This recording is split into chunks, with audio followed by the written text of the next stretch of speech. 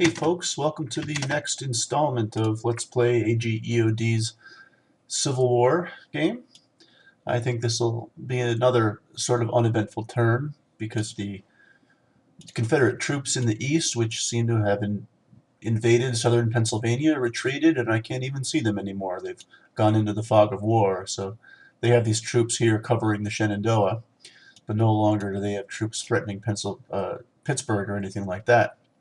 So, I expect this to be sort of a quiet turn, but we'll find out.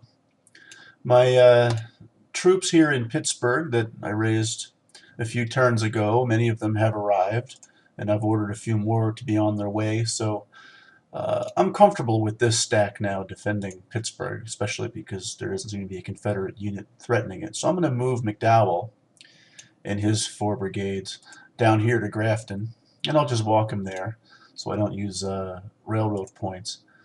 But then, once he gets there, I'll feel pretty comfortable with my defenses. I'll have a good stack here in Harper's Ferry. I'll have a good stack here in Manassas. This is remember it was 4 different stacks, or 5 different stacks that attacked Manassas. I put them all into one stack to defend. So they're just sitting there in Manassas defending that, so I feel comfortable there. And now I'll have McDowell defending Grafton, and this stack here defending Pittsburgh, and I'll feel really good about my defenses here in the east. That's all that's going on here in the east. This balloon is still slowly walking its way to Washington, and it hasn't gotten destroyed yet, so that's nice. Still have this large defensive force in Fort Monroe, which hasn't come under any attack, which is unfortunate for me, because it's a strong force and it's in a good defensive fort, so I wish they'd attack me, but I guess the AI is too smart for that.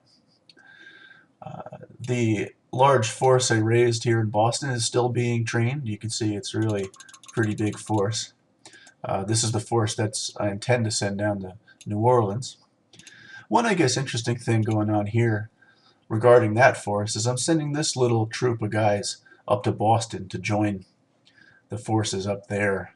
These guys will also get on the boat for New Orleans. And these are special units. You see a supply unit here. I'm sending that up. But these are 4 other special units that will give various benefits to my stack. There's a hospital unit that will help my units in the stack recover better after a battle. There's a signal corps unit, which will add a command point. It'll help my generals manage more units. An engineer, which will help my units entrench faster. And finally, the Marine Corps unit, which you've seen way in the beginning of the game. I'm sending him along too. He helps stacks cross rivers faster.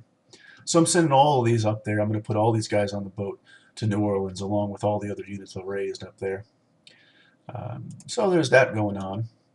I'm getting all that prepared. I'm also sending these 4 1-star generals up to Boston. They're going to be in charge of these units. I'm going to send Joseph Hooker, who's going to appear soon. I'll send him up to Boston. And once everything's gathered and trained, I'm going to put them on the boat and send them off to New Orleans.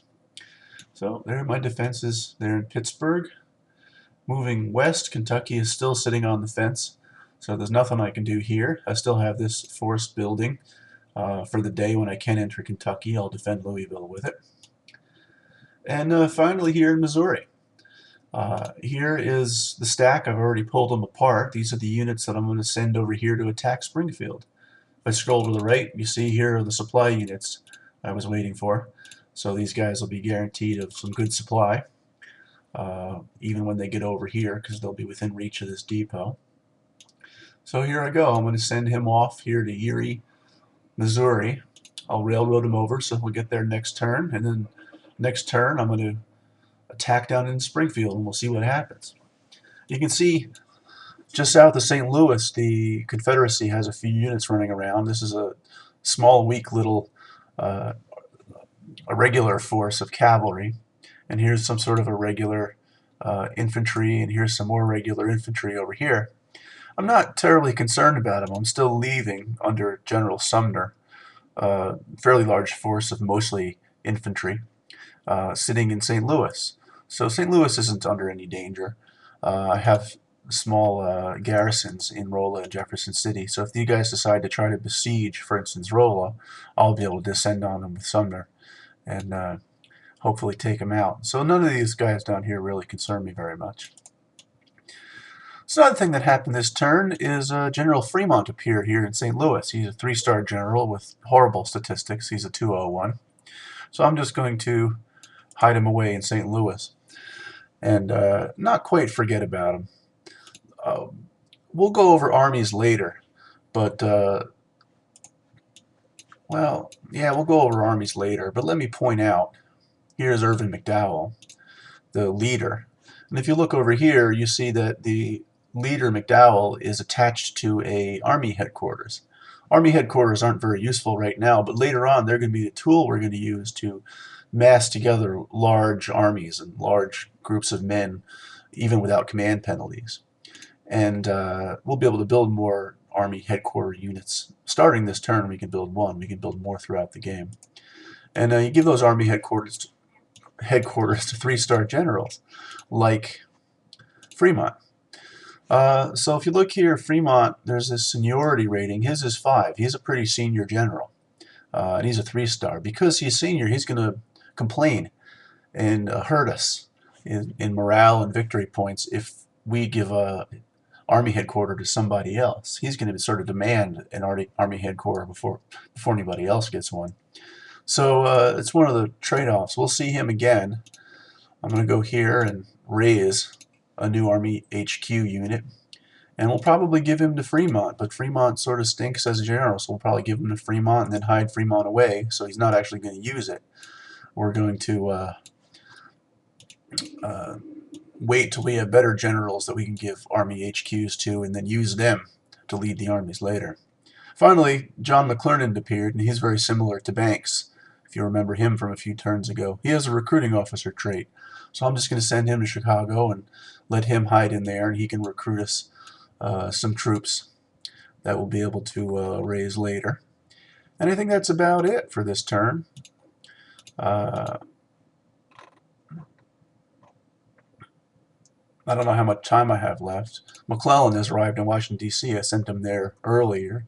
And he has interesting traits. He's a training officer. So I've put him in charge of all the units that I have sitting in Washington, D.C., and he's going to train them and make them stronger over time. That's a useful thing to do. And that's about it. I'm going to probably pause this video and end turn, and I'll come back if anything exciting happens during the interturn. So let me pause it, and maybe I'll be right back. Maybe I'll just end it here. We'll see. Yep, so that interturn happened pretty uneventfully. You can see Nathaniel Lyon here arrived with no troubles without running into anyone. So I'm going to end this video here. Thanks for watching. I hope you enjoyed, and I'll see you next time.